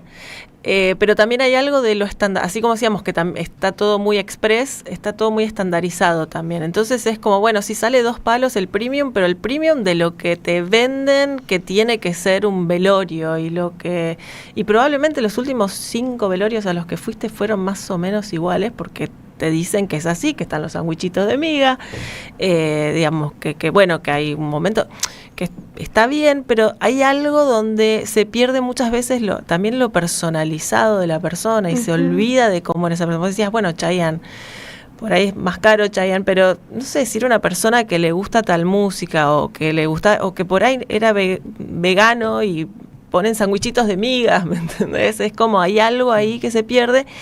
Y en ese hacerlo más personalizado también se puede abaratar costos. Pero digo, nunca pensamos un velorio mucho más allá de lo que nos imponen o de lo que creemos que tiene que ser un velorio. Tenemos un episodio que se llama Planificar un velorio, en el que planificamos mi velorio. Opa, ¿cómo es? Ahí en el podcast. Pero que ahí van a ver, por ejemplo, bueno, obviamente es mi tema, pero es eso, es una cremación, pero después la fiesta es posterior y es en una casa y es con comida que lleva la gente y es con una playlist y es con un montón de cosas, pero en realidad lo único que fue quizás más caro de todo eso es la cremación, que bueno, toca hacerla, pero digamos, es una refiesta bastante distinta a lo que se suele hacer y no es tan cara. Entonces, bien, buen plan. Buen plan. Ahora, en la cultura malandra también están prendiendo mucho motos, prenden fuego las motos. Yo quiero dejarlo acá explícito. En todo caso, pueden vender la moto y comprar una más trucha para prenderla a fuego. Pero sí que prendan fuego una moto ahí. ¿Podemos hacer unas motos piruetas? Sí, obvio que con motopirueta. Muchos mensajes que llegan también en el WhatsApp. Me quiero quedar con una reflexión que un poco me disparaba lo que traías, Esteban, que tiene que ver con esto de la nostalgia y la muerte de la muerte, ¿no? Y que ya morir hasta pasaría a ser un hecho revolucionario, ¿no? Optar porque nadie más pueda usar tu imagen, ¿no? Bórrenme ChatGPT, ¿sí? Que mis letras y mis notas musicales queden solamente para quien yo decida. Tener algún tipo de propiedad sobre lo hecho, lo escrito, ¿no? Vamos hacia una sociedad donde morirse va a ser un hecho revolucionario. No sé si revolucionario, pero sí podría ser revolucionario en el sentido de transformador, digamos, ¿no? Y la muerte, digamos, para volver a, y lo voy a decir otra vez de una manera paradójica, para volver a tener una vitalidad tiene que transformarse, tiene que convertirse, digamos, porque como bien decías vos, si hoy te pueden recuperar la voz, pueden recuperar una imagen tuya, podés volver a estar hablando con tu pareja, con tus hijos una vez que te moriste, me parece que ahí se está perdiendo, y lo insisto con la paradoja, lo vivo de la muerte, que es la ausencia, ¿no? Y poder sostener al otro en una ausencia. Me parece que si perdemos eso, hay una transformación muy profunda en lo social que no sé si está buena. Belén, ¿cómo vas a tu velorio? Planificalo acá, al aire, dale. Bueno, a mí me gusta la idea de la playlist. Me encantó esa. Me encantó esa. Primero tendríamos un momento de electrónica al principio. Arranca re arriba. Arranca re arriba. Pero también sí, a mí me gustaría, sí, todo más sacro, más... cajón, cajón abierto. Cajón abierto, que pase la gente, que me dejen cartas, eso me encantaría. Creo que también eso, pienso en los velorios de mis abuelos, que son como los más presentes que tengo, y también eso, las cartas, la gente, o sea, yo me acuerdo en el velorio de mi abuelo, que es cuando era más chica, jugando alrededor del cajón, es un loco, pero es como... con mis primos jugando y no entendiendo mucho nada, pero me gustaría que sea de esa misma manera, y me imagino el más clásico de los cementerios, el más clásico de las cruces, como yo visito a mis abuelos en sus cementerios, en donde están enterrados, quiero que me visiten a mí. No sé si mis nietos, porque andas a ver, pero bueno, sí, por lo menos mis amigos, qué sé yo. Si tenés nietos, que vengan tus nietos. Exacto, ¿sabes? Pero sí me imagino la ritualidad de lo más clásica posible, porque creo que ahí también se representan muchas cosas, ¿no? Porque uno también redescubre a través de eso nuevas imágenes que te va formando, ¿no? Yo lo hacemos mucho con mis padres y mis primos, de ir a visitar a nuestros abuelos, así que es incluso algo familiar que hacemos, ¿no? Alejandra, tu velorio, pedite acá 2, 3 cosas al aire. Podés exigir, Espera, yo quiero hacerte una pregunta. ¿Uno puede comandar un velorio de lujo aunque no lo pueda afrontar económicamente? No, Por ejemplo, mamá, si yo me muero antes que vos, quiero algo en un yate. Que vengan todos los pibes al yate escuchando música electrónica como dice Belu. Vos recomendás que no. Y si es tu última voluntad, además hay como un peso en la espalda de hacerle caso. Absolutamente. Pero si dejás la cajita de seguridad, dejás la clave, la caja de seguridad, decís ahí está. Sí, tengo sueños más grandes que la cuenta que permite el laburo de periodista. Pero perdón, Alejandra, No. Yo justamente la semana pasada o la anterior descubro a través de leer unas cartas siempre de chusmeríos filosóficos de Dilthey, encuentro que había ido a escuchar a Brahms, a escuchar un concierto de Brahms, el Requiem de Brahms. Y dije, a ver, lo voy a escuchar porque nunca lo escuché. Me quedé fascinada, larguísimo, 1h20. Y dije, el día que me muera, quiero que todos escuchen el concierto. 1h20 escuchando el concierto de Brahms, el Requiem de Brahms. No te mueras nunca, dice tu familia. Claro. Dije, ahí van a empezar a valorar más mi vida, si saben eso. Claro, hay que cuidarla. Sí, así que sí, era el... Bien, el Requiem de Brahms, tomen nota. Esteban, ¿algún pedido para la posteridad? No, la verdad que no pensé mucho en mi muerte ni cómo planificarla, o cómo planificar cómo sería lo que se tuviera que hacer una vez que ya no estoy aquí, pero no. Que no usen un holograma tuyo cantando eso seguro que no. Luis Miguel, ¿no? Eso seguro que no. Supongo que con una cremación, y sí, por ahí que hay un pueblito que a mí me gusta mucho, que es Maimará, y en el norte de Jujuy. Por ahí que las cenizas estén volando por ahí. Bien, buen pedido. Por favor, yo lo que pido es que no usen mi imagen para decir cosas que yo no hubiera dicho en vida. Viste, ya es lo peor, volver de la muerte siendo gorila. Chao, la condena en vida. Che, programón si yo no lo condujera me gustaría escucharlo, nada más y nada menos. Quiero agradecerle a nuestros invitados del día de hoy, Esteban Di Paola, que es doctor en Ciencias Sociales de la UBA, investigador del CONICET, también profe de filosofía, a Caro Sakrasek, que es muy bien, que es creadora de Antemort. Recomendame cómo sigo la página. En Instagram es @ante.mort y estamos en Spotify y en YouTube como Antemort. El Instagram está buenísimo, de hecho hoy les afanamos despiadadamente un posteo, pero como era para promocionar este programa no nos dio mucha culpa. Alejandra Pérez, tesista de grado de la licenciatura en Filosofía y Letra de la UBA, una investigadora sobre el tema de la muerte en Heidegger. Muchas gracias. Nosotros vamos a una tanda muy breve, quédate ahí del otro lado porque ya llega el segmento de poesía de Gaby Reches y Falopita de Redes con Belén del Huerto. ¿Qué me importa si yo me muero de plena? Oye, Cuando yo me muera no quiero llanto ni pena, prefiero que se me vele bailando una rica plena.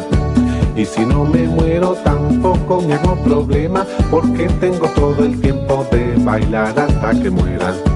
No quiero a la gente todita de negro, prefiero de rojo vestir a mis suegros.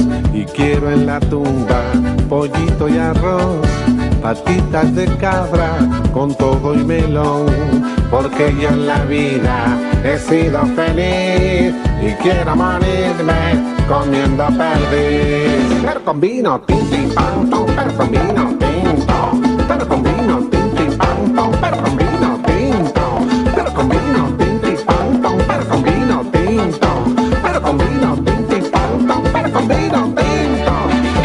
En AM530 pasan muchas cosas. Y todo lo que pasa está en la red. Somos Radio AM530 en Facebook. Entérate de lo que pasa. AM530. Somos redes. Somos radio. El sabor que te acompaña es Café Bantú. El aroma en la mañana de Café Bantú. Bantú. Sistema colonial develado de Jean-Louis Bastey, un libro clave para comprender los pilares centrales del colonialismo en la pluma del que fuera el principal teórico de la revolución haitiana, con un estudio preliminar del historiador argentino Juan Martínez Pería. Conseguilo en librerías y en edicionessicus.com.ar. Te esperamos en nuestra librería Café de Adolfo Alsina 685, Capital Federal. Ediciones Sicus. Libros para una cultura de la integración. Los jueves a las 22, Osvaldo Quiroga te espera en El Refugio. El Refugio. Un espacio para descubrir, disfrutar y vivir la cultura. AM530. Construimos comunidad. Buscamos la verdad siempre. Vení a conocer la provincia de Buenos Aires. Turismo todo el año. Provincia Bonita, Argentina. Más información en buenosaires.tour.ar. Gobierno de la Provincia de Buenos Aires. Te esperamos en el Centro Cultural de la Cooperación Floreal Gorini para disfrutar de teatro, danza, música, espectáculos para las infancias, conferencias y presentaciones. Podés compartir un rico café o leer un buen libro en la calidez de nuestra planta baja. Recorre nuestra agenda en www.centrocultural.coop y seguinos en las redes sociales. Comprando las entradas con tarjeta Cabal Crédito o Débito accedes a un 50% de descuento. Centro Cultural de la Cooperación Floreal Gorini, Avenida Corrientes 1543, Ciudad de Buenos Aires. Una experiencia cultural y cooperativa.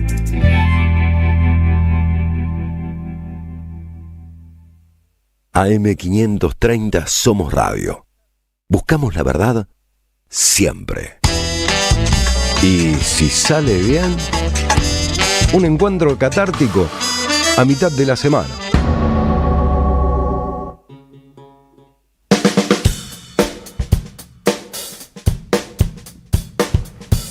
2307, un montón de mensajes que llegan. Quiero hacerte una invitación muy especial. El ciclo El Oído Mutante, cartografías del rock argentino, es una charla con 3 encuentros sobre rock argentino, orígenes, continuidades, rupturas y experimentaciones. ¿Quiénes van a estar? Va a estar Norberto Cambiaso el jueves 6, va a estar Víctor Pintos el viernes 14, Alfredo Rosso el viernes 20 y los moderadores son Marcelo Iconomidis, Susana Martins y Elizabeth Vega Grom. Va a ser durante el mes de noviembre en el Pulqui Bar. ¿Quién es Marcelo Iconomidis? ¿Quién es? Es el griego que pasaba que todos los videos de Capusotto y sus videos. Uy, te quiero mucho, Marcelo Iconomidis. Entonces, cualquier persona que haya estado en relación cercana con Peter Capusotto. Muchos mensajes que llegaron. Quiero quedarme con uno. Dice: hola, soy de Salta Capital, me llamo Benja. Hace 4 años murió mi mamá, la velamos en un sepelio. Llevé un parlante y puse toda la discografía de Mercedes Sosa. Banco. Tipo 2 de la mañana, guitarrea y tomando fernet hasta las 7 7 de la mañana fue el crematorio. Ella quería que bailásemos folclore y tomemos vino y hagamos empanadas, un planazo. Llámenme para ese velorio. Por favor, acá podemos hacer de extras en velorios. Total. Reche, ¿qué plan tenés para tu muerte?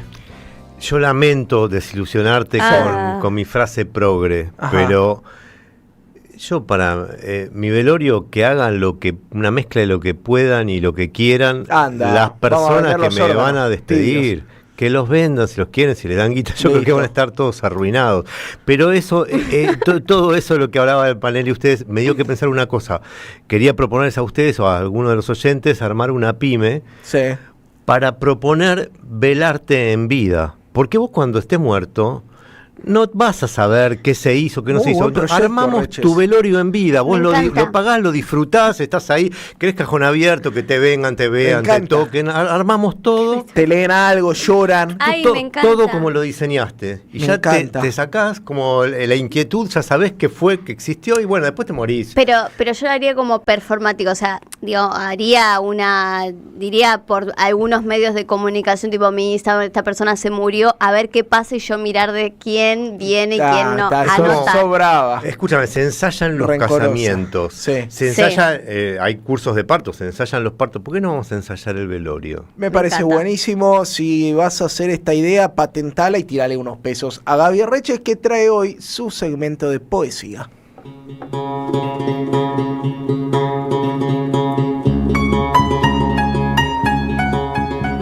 Gaby Reches, ¿es la poesía una herramienta para enfrentar la muerte? La muerte no se puede enfrentar, se puede aceptar. ¿Es la poesía una herramienta para aceptar la muerte? La muerte no se puede aceptar, se puede enfrentar. ¿Es un poeta una criatura hostilmente contradictoria? Sí, por supuesto. Y en esa contradicción es que nace la poesía, porque intenta con el lenguaje hacer cosas que el lenguaje no puede hacer. Entre otras cosas, tramitar la idea de la muerte, que no se puede tramitar. Y por eso sigue existiendo la poesía. En ese marco, desde el nacimiento de la poesía, hay alusiones, trabajos que de manera central o de manera periférica se meten o bordean el tema de la muerte. Hoy tenemos 3 exponentes. A ver. No me maten, oyentes, Sí. banquemos esto. Dale. A ver, acá hay un código. Esta sentada banca. Lo Gaby primero es que lo que necesito que me banquen. Giuseppe Ungaretti. Giuseppe A ver. Ungaretti es un poeta italiano que nació en el 1888 o algo por el estilo en Egipto. Mirá. Su viejo es uno de los que construía el canal de Suez y murió hecho pelota por el trabajo.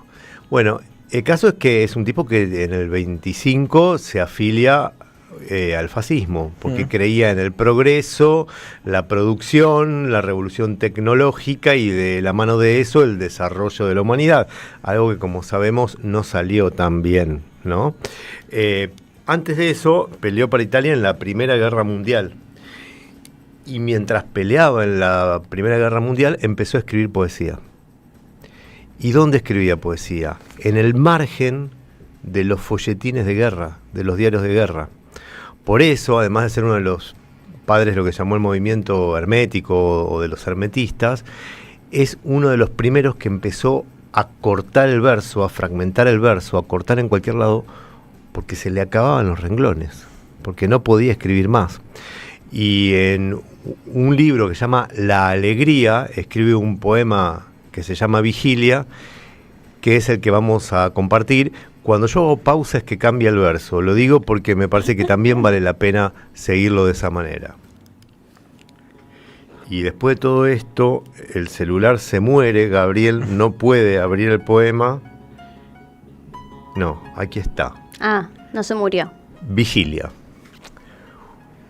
Una noche entera tirado junto a un compañero masacrado, con la boca reventada, vuelta hacia el plenilunio, con la congestión de sus manos penetrada en mi silencio, he escrito cartas llenas de amor. Nunca me sentí tan aferrado a la vida. Raro, ¿no? Bien, fuerte, de trinchera en cierta medida, ¿no? De trinchera, y el tipo en esa trinchera juega para mí con este efecto muy perturbador, que con la trinchera y teniendo al cadáver de su compañero, lo que escribe son cartas de amor, y cuando dice nunca me sentí, uno puede decir tan acongojado, tan desesperado, tan aferrado a la vida. En ese sostener la muerte de su amigo, lo que el tipo siente es el aferrarse a la vida. Para mí, en ese sentido, es un poema muy inquietante, muy maravilloso, aunque a mí me cae mucho mejor este otro señor, Boris Vian. Boris Vian nació en el 20, y ¿qué fue Boris Vian? Fue un escritor, fue un ingeniero, fue un trompetista, fue un capo de la canción francesa, fue todo eso junto, y murió muy joven porque tuvo una serie de enfermedades infantiles que lo catapultaron a la muerte temprana.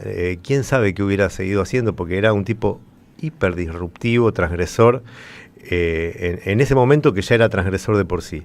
Y escribió un poema que se llama Moriré, y que tengo entendido, por ahí alguna oyente o algún oyente nos ayuda, también lo llevó a canción. Moriré de un cáncer en la columna vertebral.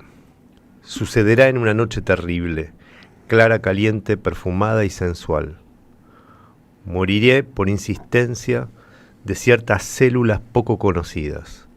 Moriré por una pierna arrancada, por una rata gigante salida de un agujero gigante. Moriré de 100 heridas, porque el cielo caerá sobre mí y se romperá igual que un vidrio. Moriré a causa de un grito que hará estallar mis tímpanos. Moriré por magullamiento, apaleado a las 2 de la madrugada, por matones calvos indecisos.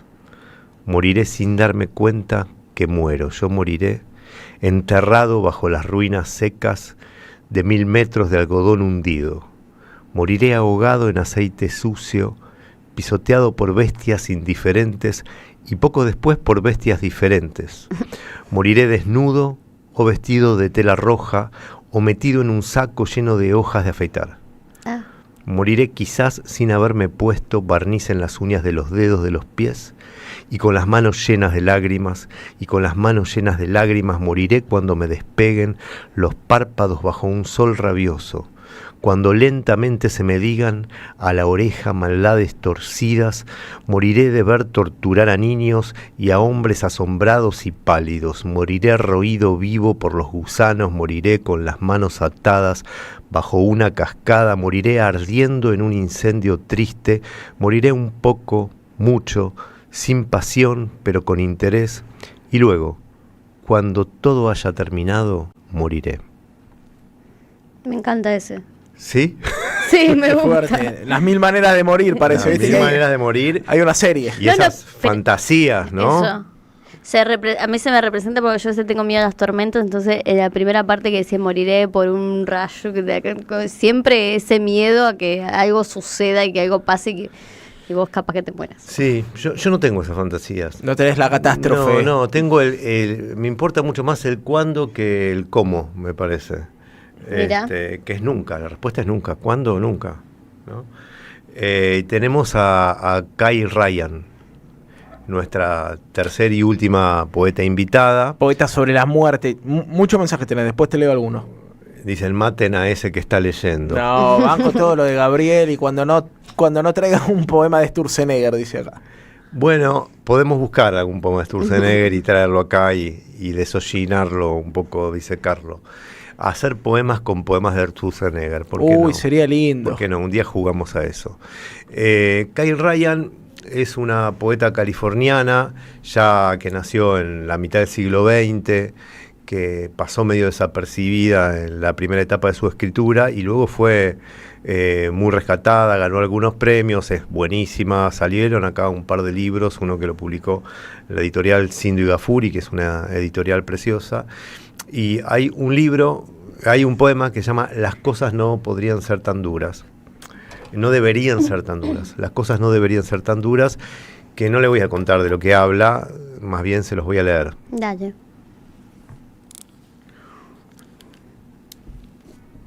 una vida debería dejar huellas profundas, surcos donde ella iba y volvía a buscar el correo o a mover la manguera por el jardín, donde ella se paraba frente al lavadero, un lugar raído, bajo su mano los picaportes de porcelana reducidos a pastillas blancas, el interruptor que ella solía tantear a oscuras, casi borrado. Sus cosas deberían tener sus marcas. El paso de una vida debería notarse, debería causar una erosión. Y cuando esa vida se interrumpe, algún lugar, aunque sea pequeño, debería quedar marcado por ese pasaje grandioso y dañino. Las cosas no deberían ser tan duras. Gaby Reches ahora trayendo a Kate Ryan. No sé qué les pasa con este poema, pero a mí este sí es un tema que, no les diría me pone loco, pero sí me da mucho más que pensar que ver, que recordar, que son las marcas de los muertos en los objetos que heredamos o que siguen ahí, ¿no? Y que tienen esas huellas, esos olores, ¿no? De personas que ya no están, pero que dejaron como impregnada de su presencia el mundo en el que habitamos. Y eso, dicho, el día que hablamos sobre la muerte en la radio de las Madres de Plaza de Mayo. Totalmente. La permanencia en los objetos también, ¿no? Esa discusión sobre lo simbólico de las cosas que nos atraviesan y nos acompañan. Che, un lujo como siempre, Gabriel Reches. Tenés acá un montón de mensajes, aportes, comentarios y disparadores en torno a tu columna. Si la querés volver a ver, la tenés en el YouTube de la Radio de las Madres.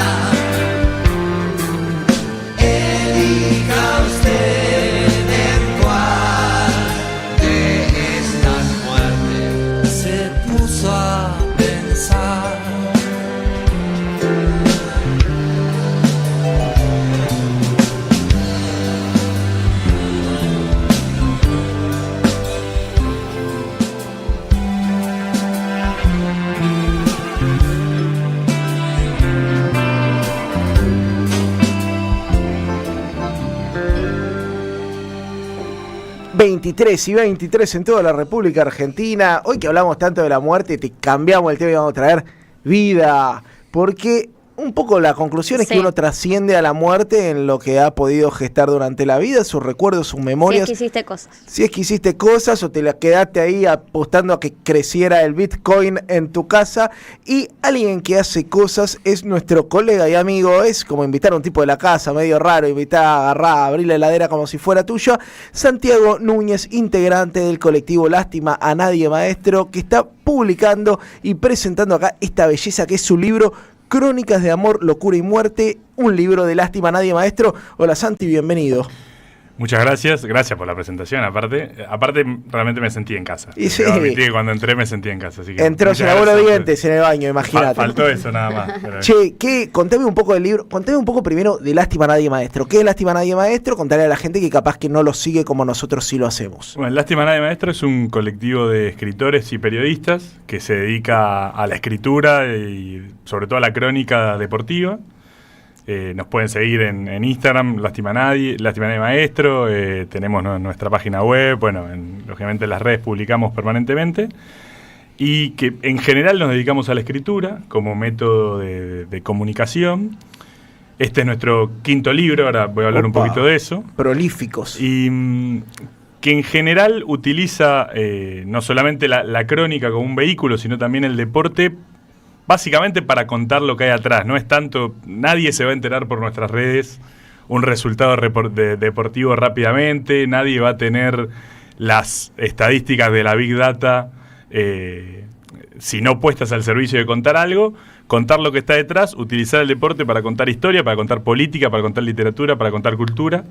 Y bueno, somos eso y este es nuestro libro más reciente. Bien, ¿y de qué va Crónicas de Amor, Locura y Muerte?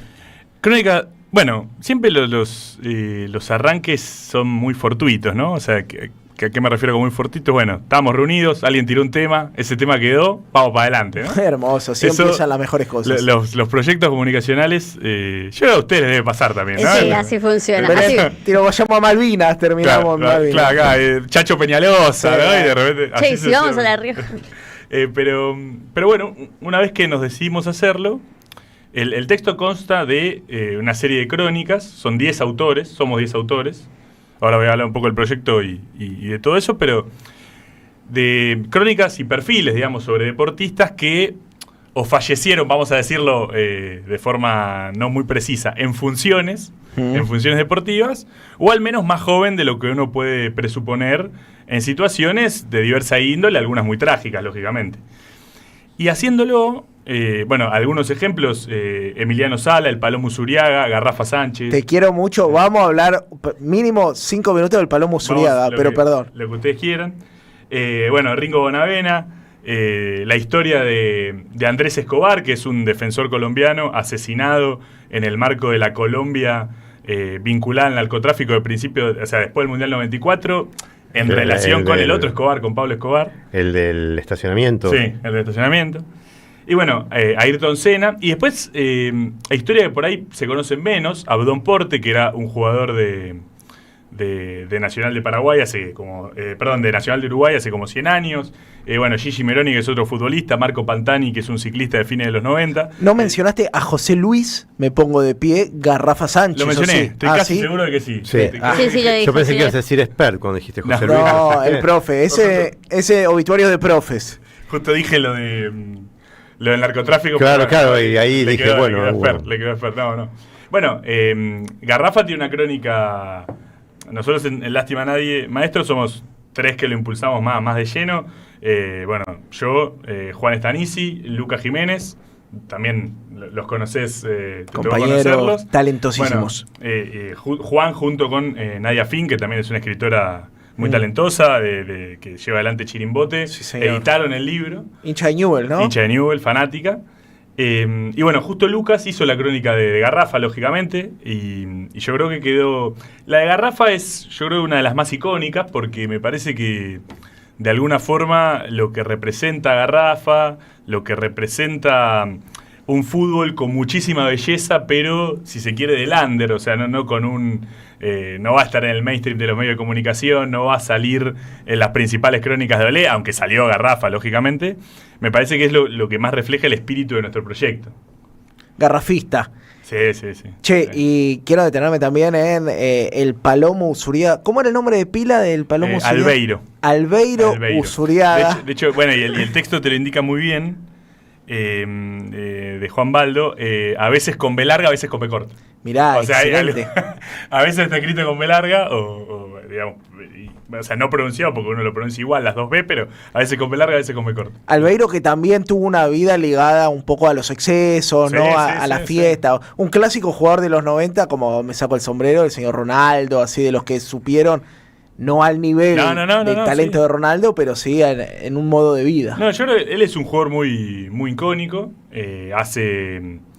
Creo que tiene dos grandes momentos de gloria del fútbol, pero de verdad, más allá de la comparación con Ronaldo, creo que realmente los tiene. El Independiente, sobre todo el 94, pero en general un poco de Farid Mondragón, Rochen. El equipo de Brindisi, y después también un poquito antes, algo por ahí menos conocido, tanto su rol, que de hecho él hace un gol en la final, en el Atlético Medellín del año 89, que es un Atlético Medellín que gana la Copa Libertadores, en el marco de la suspensión del fútbol colombiano por los ataques del narcotráfico, es decir, por la guerra, no sé, cada uno la puede calificar con más o menos precisión, y aparte, en ese mismo año es el que hace el gol de Colombia-Israel, para clasificar al Mundial del 90, al que después no va, pero no importa, él hace el gol. No lo llora al Palomo. Es decir, para clasificar, después queda un poco afuera de la selección, de hecho tampoco va al Mundial del 94, etcétera.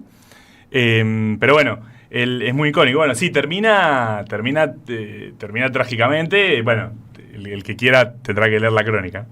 Igual esa crónica está publicada en la web, digo, también. No lo cuentes, no pinches el globo. Pero mirá el usuriaguismo mágico se llama, así que si no la querés leer, no sé. Marcó mi vida, mi juventud, el Palomo Usuriaga. ¿Tenés algún recuerdo, Reche, del Palomo? Sí, dos recuerdos. Uno es la época en la que Walter Nelson decía frases como mirá cómo corre ese negrito. No, tranqui, el nivel de racismo en el periodismo deportivo. Y es una de las personas, uno de los jugadores que yo vi como festejar de manera más hermosa un gol, porque el tipo era muy hacía feliz. como una corrida, pero eso, como muy feliz, y se deslizaba, era increíble cuando corría en ese momento, ya como sin escapar de ninguna marca, simplemente para festejar. A mí me despertaba mucha admiración, era un jugador que me gustaba mucho ver jugar. Y es muy icónico. El otro día presentamos ahí en el bar Velasco de Villa Crespo. Había una banda que vino a la presentación, todos hinchas de Racing, ¿no? Que le tapaban la tapa, ¿no? Le ponían algo acá para no tener la remera Independiente, pero al margen de eso, y es una remera Independiente muy icónica. Yo soy hincha de River, nada que ver, pero es una remera Independiente muy icónica, y que realmente despierta como mucha nostalgia, vamos a decir, de ese momento que un poco vos recién citabas. Me quedo con la última, que es la de Oscar Ringo Bonavena, ¿no? De Ringo de la Quema, que para salir también un poco del fútbol, y acá somos además pugilísticos, ¿cómo está el laburo con Ringo, que tiene su propia estatua, que tiene canciones de Huracán que lo reivindican como un tipo de la zona sur? Hay algo con Ringo que a mí me parece hermoso, que es que en el país de los grandes campeones del mundo de boxeo, la Argentina tuvo muchísimos, Ringo no es campeón del mundo. Es uno de los, de hecho, de los que son icónicos del boxeo argentino, es el que no es campeón. Y sin embargo, es alguien que trasciende, es decir, de hecho, mucha gente no debe ni saber, gente que le interese no debe ni saberlo. Porque también, bueno, él está su pelea icónica con Mohamed Ali, donde lo tira a Cassius Clay, lo tira a la lona, y bueno, no es que estuvo cerca uno podría considerar que estuvo cerca de una victoria, pero bueno, es vencido, pero que bueno, que sin embargo trasciende. Hoy es sinónimo de un barrio, es sinónimo un poco de un club. Yo creo que Huracán, al margen de las glorias futbolísticas de Huracán, tiene en él un emblema, y es sinónimo de una onda medio bohemia de nuestra ciudad, el Luna Park, y la gloria de uno de los, creo yo, bueno, es subjetivo, ¿no? Pero 3 deportes más importantes, uno podría pensar el fútbol, el automovilismo y el boxeo, al margen después cuál le guste a cada uno y a cada una, uno de los 3 deportes más emblemáticos que tiene este país. Y también cruzando lo popular, ¿no? No sé, no. Yo de sus victorias deportivas y sus hazañas deportivas sé muy poco, pero sí en la cultura popular está muy presente, ¿no? En cómo también habitó los medios de comunicación, la música. Creo que eso tienen algunos personajes que relataste acá, que no solamente es la cuestión deportiva que los hace grandes, sino también en sus andanzas, ¿no? Sus andares, que son quizás muchas cosas que las personas que capaz que no les gusta el deporte o no les atrae de más, son por las que más la recuerdan, ¿no? Bueno, a mí tomando lo que vos decías, que coincido plenamente, a mí me tocó escribir una de las que me toca escribir es la de Ayrton Senna, de este libro. Claro. Y empezaba a hacer la crónica con una pregunta: ¿cómo puede ser que este tipo, que no es el más campeón, ni siquiera es el más campeón de Brasil, claro, haya sido posible, es decir, muchos lo pongan en el plano del mejor corredor de la historia? Está bien, alguien me podrá decir, justo Ayrton se muere en funciones. O sea, el tipo podría haber salido campeón del mundo en la temporada del 94 cuando fallece. Pero la respuesta no está ahí. No está en los títulos del mundo. Al menos yo no la encuentro ahí. Uh-huh. La encuentro en la cantidad de personas de clase media y de las favelas de Río de Janeiro que se levantaba a ver el Gran Premio de Japón a la hora que había que levantarse, es decir, claro, 2 o 3 de la mañana, para verlo al tipo correr, ganar, levantar una bandera de Brasil, decir algo. Y eso son cosas que uno le encuentra explicación y no, porque también es subjetivo, qué sé yo. Alguien podría englobar, por ejemplo, a Maradona como el mejor futbolista de todos los tiempos. Yo creo que no sería suficiente. No, creo que no es una categoría. No, claramente no. Bueno, es muy chico llamarlo el mejor futbolista de todos los tiempos. Hay un periodista de Infobae que cuando se cumplen 30 años de la muerte de Senna va al Gran Premio de Brasil 2024, que fue Colapinto, se corrió Colapinto, y mucha gente le decía, no, Senna es más grande que Pelé, ¿no? Mirá vos. Es por lo que impacta en un sector del pueblo y lo que genera, y bueno, después uno de ahí puede discutir, problematizar y poner arriba de la mesa un montón de cosas que son muy subjetivas. Podemos tener 1000 diferencias, pero indudablemente son muy lindas. Pero, ¿por qué crees que podríamos decir que lo que los une a todos estos personajes o íconos populares ligados al deporte es como un rasgo, a ver cómo calificarlo, de inadaptado, disruptivo, rebelde, creería que cualquiera de estos deportistas en un aula de secundaria estaría en el fondo, ¿no? ¿Los ves ahí? Los veo ahí. A Garrafa tirando el avioncito. Los veo a todos en el fondo. ¿Por qué crees que tienen este nivel de carisma y despiertan como este tipo de atracción más allá de sus logros deportivos? Bueno, primero, si bien muchos están atravesados por esto, por ejemplo, Emiliano Sala no necesariamente. Uh-huh. Hay casos que por ahí no son tan así. Ahora, de los que sí son así, que vos registraste y coincido, me parece que hay algo hay una palabra, permitime una palabra inadecuada, representar. Me parece inadecuada porque no sé exactamente qué es representar, me parece muy subjetivo. Pero hay algo de que las personas que veían a ellos jugar, patear, correr, pegarse en el caso de Ringo, veían una parte de su vida ahí, veían que una parte de su felicidad, su tristeza, sus vaivenes, uh-huh, se ponía ahí, y eso, bueno, ahí ya habría que ir a la historia individual de cada persona que lo vio, permitía que le pasen cosas que no pasarían si no fuera de esa forma. Y me parece que ellos, hay un poco de cada persona que los admira ahí.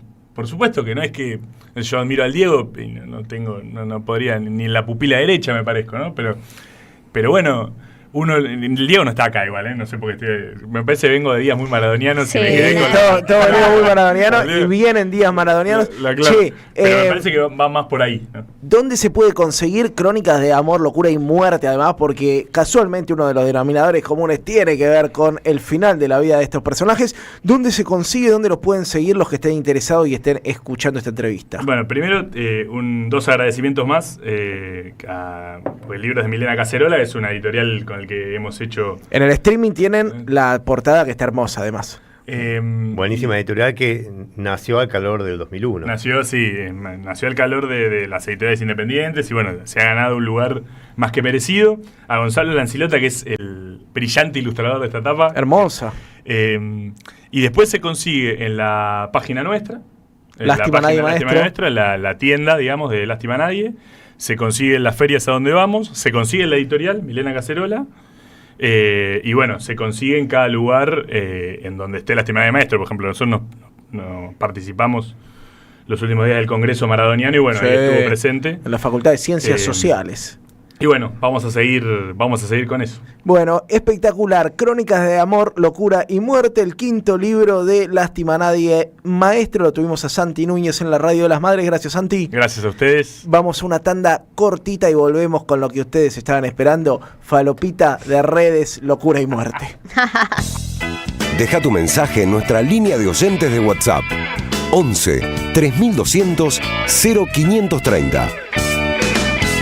Somos Radio AM530. A las madres, las abrazamos entre todas y todos. No les vengo a hablar de lo mal que nos trata el gobierno. Las madres no esperamos nada de Milei, lo combatimos. No queremos sentarnos a hablar con él ni con nadie que venga de su mano. Pero las madres sí esperamos todo de nuestro pueblo. Seguimos la lucha como a ella le hubiera gustado. Y reclamamos una vez más la solidaridad de todos los que nos quieren. Colaboren, no importa si poco o mucho, lo que puedan. Todo suma, los necesitamos. No se olviden el alias, amigos.madres.plaza. Tu aporte económico es muy importante para seguir creciendo. Defendamos la memoria, un legado cargado de futuro. Súmate a este proyecto colectivo. Construyamos comunidad. Gracias, mami. Escuchar este mensaje te toma más tiempo que abrochar tu cinturón o la sillita de tu hija o hijo. Un clic que salva. Ministerio de Transporte, Gobierno de la Provincia de Buenos Aires. Daniel Tonietti está en AM530. Guillermo, ¿cómo estás? ¿Qué tal? ¿Cómo andás, Daniel? ¿Podés llegar a ir preso? Lo más probable es que vayas según la información que tenés. La información que vos tenés, Guillermo, es que existe la posibilidad que vos, que ordenen tu detención próximamente. Sí. Mirá, la información me la da la policía. ¿Lo querés compartir con nosotros o no? No corresponde. Bueno, te tengo que hacer esta pregunta. ¿Hablaste con Cristina? Hablé con Máximo. Recién estoy viendo que tengo un mensaje de Kicillof, todavía no lo leí, pero lo agradezco y es una conducta correcta. Tengo diferencias políticas con Kicillof, pero nunca tuvimos diferencias humanas. Sabíamos que esta era una de las opciones. Vos me preguntaste qué hablaste con Máximo. Planificamos el futuro. A las 10, siempre soy en AM530. Construimos comunidad. Buscamos la verdad siempre. El destino de tus vacaciones está en Turismo Cabal. Viví los momentos que querés, con viajes armados a tu medida, con las mejores ofertas y los paquetes que buscas, con más de 35 años de experiencia. Entra en www.turismocabal.com.ar y encontrá las vacaciones que necesitas. Turismo Cabal. Seguridad en viajes. Destinada a la cartera de consumo. Más información en www.turismocabal.tour.ar. Las voces se multiplican. Nuestra comunidad se agranda. Hola Pablo, Luispa y equipo, habla Roberto desde Chacabuco. Cuando ando en la camioneta lo puedo escuchar. Desde Chacabuco se escucha bien. Sigan así y los escuchamos todas las tardes. Gracias a la comunidad 530, renovamos nuestra planta transmisora. Más potencia, más llegada. AM530 Somos Radio. A todo el país.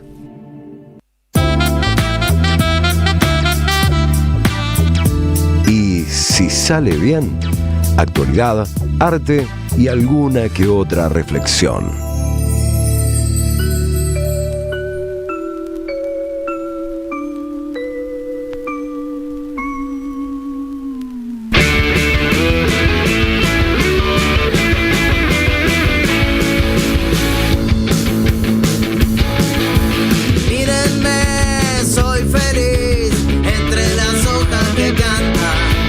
Cuando atraviesa el jardín, el viento en monopatín. que su obra es Memoria, Identidad, Arte y Cultura, los invitamos a compartir una tarde llena de música, historias, poesía e intervenciones bajo los árboles del Espacio de la Memoria. Festival de les Chiques María Elena Walsh este sábado 15 a las 15 horas va a tocar Vuelta Canela, qué buena banda, Coufequín, Los Rocán, Tangurí, La Ferreira y Los Cazurros. Dylan Kifke va a tener cuentos a cuerda y va a haber tamborcito de Gulubú, un homenaje a María Elena con los tambores de Lecuni y Lula Parodi, donde en el espacio cultural Nuestros Hijos, Lecuni, obvio, en Avenida Libertador 8151, adentro de la ESMA, este sábado desde las 15 horas. Pero que puede ofrecer mucha miel. Del jardín soy duende fiel.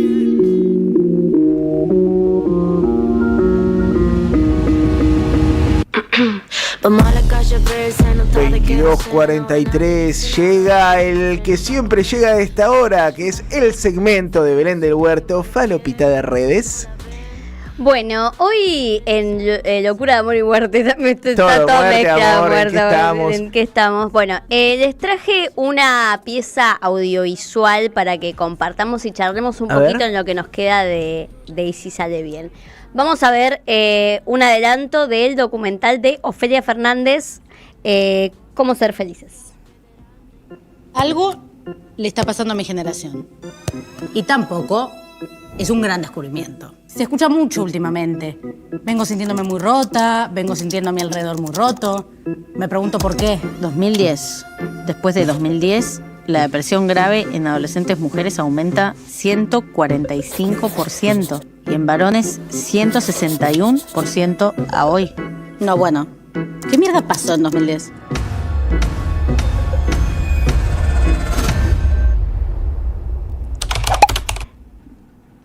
Este es el documental que está disponible en YouTube, una producción de Corta, de la ex legisladora y activista Ofelia Fernández, Cómo ser feliz. Ofelia tiene 25 años, ya fue legisladora por la ciudad de Buenos Aires, no quiso renovar ni estar en las listas en este momento, y se está dedicando en estos 2 años del gobierno de Javier Milei a hacerse las preguntas, creo que son necesarias para este momento. Vi un par de entrevistas de ella presentando el documental y cuando le preguntaban, obviamente, por qué no se había presentado y demás, decía que tenía una negligencia con representar a su generación, ¿no? Ella nació en el 2000, o sea, tiene 25 años, fue la legisladora más joven de toda Latinoamérica y con Cómo ser feliz y su anterior documental, quiso hacerse esas preguntas que la generación de ellas también está esperando. Lo que hace Ofelia en Cómo ser feliz es investigar qué es lo que sucedió en el 2010 y por qué la tasa de depresión aumentó en los jóvenes, ¿no? Y lo que sucede en el 2010, un poco para develar y un poco para introducir sobre la temática, es que si bien estaban inventadas las redes sociales, se comenzó a poner like en las diferentes tipos de publicaciones como Facebook y eso. Y también Apple inaugura su cámara frontal. Yo no sé cómo es su relación con los celulares, pero yo he tenido un celular, un Motorola pequeñito, así chiquitito.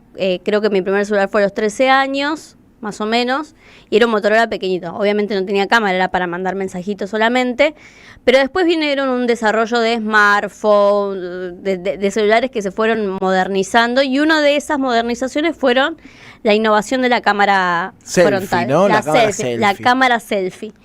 Y ahí radica una de las raíces de los problemas que tienen los jóvenes hoy, jóvenes adultos, que es la gran adicción al celular.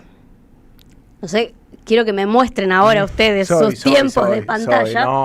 Soy un consumidor de fentanilo de celular. Bueno, es lo que dice Ofelia, que ella es parte de esa generación que creció al calor de la innovación tecnológica, ¿no? No solamente Internet, porque, por ejemplo, yo cuando era chica tuve Internet recién cuando tenía 10 años, 9 años, tuvimos internet en mi casa.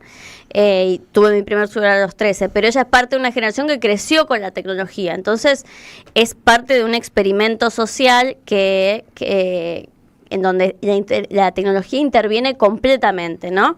En donde los likes comienzan a pesar mucho, las primeras interacciones son por internet muchas veces, muchas de las interacciones quizás, los primeros acercamientos sexuales son a través de del celular o de los mensajes o de los WhatsApp. Y bueno, comienza a haber este factor universal en donde todos los jóvenes de todo el mundo comienzan a sentir cierto grado de angustia, depresión y demás. Y muchas de esas cosas pueden venir, o ella hace esas preguntas pertinentes, del uso del teléfono móvil, ¿no? En donde lo real, que lo hablamos un par de veces acá, lo real y lo virtual parece que se intercalan, ¿no? Se atraviesan a sí mismos, y lo que parece un insulto virtual se convierte en un insulto real. Y cómo también tu yo virtual interactúa con tu cotidianidad real, ¿no? Pero el documental, que son de aproximadamente unos 50 minutos, que yo lo vi pausado por momentos, porque en un momento tuve que pausarlo porque teníamos una reunión, en otro momento tuve que pausarlo porque tenía que entregar una cosa a otro trabajo, pero es algo que nos pasa cotidianamente, ¿no? Que quizás queremos tener un consumo cultural y está totalmente irrumpido, o por el uso del celular, o porque tenemos que tomar un descanso porque la atención está muy finita, o porque tenemos que trabajar, ¿no? En cómo ser feliz, creo que Ofelia se hace esa pregunta, que es cómo lidiar con este mundo que está estrictamente roto por la intervención tecnológica, ¿no? Y por estos líderes estos tecnócratas que hacen a gusto y piacere y que moldean nuestros gustos, ¿no? Los deseos también, los deseos, las bellezas, los consumos. Hoy estamos atravesando una crisis económica tremenda, pero bueno, si en otro momento pensamos en el momento de la pandemia, por ejemplo, que cómo esos consumos por internet se acrecentaron. Si pensamos en cómo intervienen en nuestras familias los celulares, cómo nuestros niños, niñas, interactúan con esos aparatos, con esas pantallas. Cómo las interacciones son cada vez menos reales y más virtuales. Así que les recomiendo mucho este documental de Ofelia, sobre todo para los más jóvenes o quienes son adultos y crecieron con el celular, sobre todo para ver qué es lo que nos está pasando, porque estamos atravesando una ansiedad muy tremenda. Me pasa con los grupos de amigos, en donde, por ejemplo, comentábamos a nosotros que tenemos en todos mis grupos de amigos, la mayoría más de 30 años, nos cuesta hacer nuevos amigos. Sí, me pasa. ¿Te pasa? Me pasa. Porque también es difícil evitar la incomodidad ahí, ¿no? Sí, también porque, digo, a medida que pasa la vida, uno se institucionaliza en otros ámbitos, ¿no? Como que es difícil también irrumpir si te pones a estudiar algo o un nuevo laburo, pero después uno termina frecuentando círculos, y también me cuesta mucho conocer gente que piensa en las antípodas mías, obviamente quizá por mi perfil de ser humano. No, bueno, y porque también nuestros gustos, nuestros nichos se van moldeando también. Digo, nosotros somos un segmento de una persona de entre por el 25 y 35 años que tiene cierta ideología política, que tiene ciertos consumos y demás. Entonces, es difícil salir de esos nichos. Total. Entonces, cómo también habitar de incomodidad que habitaban en otro momento, cuando no intervenía el celular y no intervenían nuestros gustos y todo eso, estaba presente. La incomodidad era algo con lo que lidiaban otras generaciones todo el tiempo, ¿no? ¿Cómo se cogía sin redes sociales, no? ¿Cómo se encaraba en el boliche? ¿Te imaginás cuando haya que explicarle a la juventud? Había que poner la jeta, ¿no? Y taca, y vamos, voy yo. Y había algo que tenía que ver con la frustración y aprender a tolerarla. Y cuando vos decís recién lo de las antípodas de mi pensamiento, se corrió mucho el concepto de antípodas. Ahora cualquier cosa es a las antípodas de mi pensamiento, y el peligro es que el celular termine siendo tu mejor amigo. Y sí, y bueno, la Porque imagen... va a pensar como vos siempre. La imagen que te devuelve tu yo virtual, ¿no? Lo Total. mismo la inteligencia artificial que la formás en los propios términos y le estás condicionando en la medida de que conozca tus deseos más que vos mismo. No, y lo que sucede, por ejemplo, con los vínculos, si lo queremos llevar ahí, por ejemplo, hay en trend de TikToks, por ejemplo, que son cosas que suceden en la primera cita, entonces las personas van difundiendo cosas que suceden en la primera cita y eso va generando ansiedad en otras personas para conocer a otras, ¿no? Como todos somos torpes en las primeras citas, todos somos, digo, no es que tenemos una actitud totalmente sobrada o domando ahí en la primera cita, todos somos tontos al conocer a alguien y existe, por ejemplo, en redes sociales entre hilos de Twitter de personas, ay, la otra vez me vi con un pibe y no sé qué, y como todo eso va moldeando nuestras características y también va generando ansiedad en otras personas para conocer nuevas. Dejen de bajarla, loco, hay citas primeras que son súper exitosas y conocer el amor de tu vida. Y hay citas que no son, y la primera sí que son malas y que no definen tu juego posterior. Creo que también toda la conversación que se genera en el yo virtual interviene terriblemente en el yo real, ¿no? Pero vos además lo estás hablando, por supuesto, desde tu generación, sí, ¿no? Pero vos, ¿cómo te dormías cuando eras chiquita? Mi mamá me contaba algo. ¿Y cómo comías? ¿Al mediodía o a la noche? Miraba la tele. Miraba la tele. Mirabas la tele. Justo con Fernando Bravo. Bueno, pero mirabas la tele, que es un evento social también, sí, un evento total. de socialización. Ahora hay pibitas y pibitos que se duermen mirando el celular Sí, y comen mirando el celular, sí. mientras su mamá o su papá miran el celular. Esto justo mi Ale López, mi pareja que es capacitadora y vive en contacto con niñes, bueno, es un signo de los tiempos. Nativos, ya no nativos del celular, nativos digitales, sino nativos del TikTok. Total. Y la fragmentación de ese no consumo. pueden aburrirse, no pueden esperar, no pueden frustrarse, no pueden tener nada distinto a lo que necesitan en ese mismo. Entonces, vos recién hablabas del fentanilo, ¿no? Si vos tenés a un amigo que dice, no, yo el Paco, yo el fentanilo la manejo. Decís, no, hermano, no la manejás un pomo, es una enfermedad. Con el celular y con la inteligencia artificial estamos aceptando decirnos a nosotros mismos, sí, bueno, yo la manejo, está bien que es algo que no vamos a poder quitar de nuestras vidas, pero si los empezáramos a ver como el fentanilo, por ahí podríamos aprender a no voy a abrir limitar esta un poco puerta, más ese uso, pero ¿no? una de las líneas que critica al documental de Ofelia tiene que ver con la patologización del consumo de redes, ¿no? Como que, bueno, nos patologizaste por la forma en que esto afecta a nuestra salud mental, pero bueno, lo tomo como un debate que también hay que empezar a dar el condicionamiento de los consumos culturales. Cuando yo era joven, en mi generación, claro, veías El Señor de los Anillos y duraba 3 horas, viejo. Ahora yo miro un capítulo de 20 minutos de BoJack y ya me estoy durmiendo.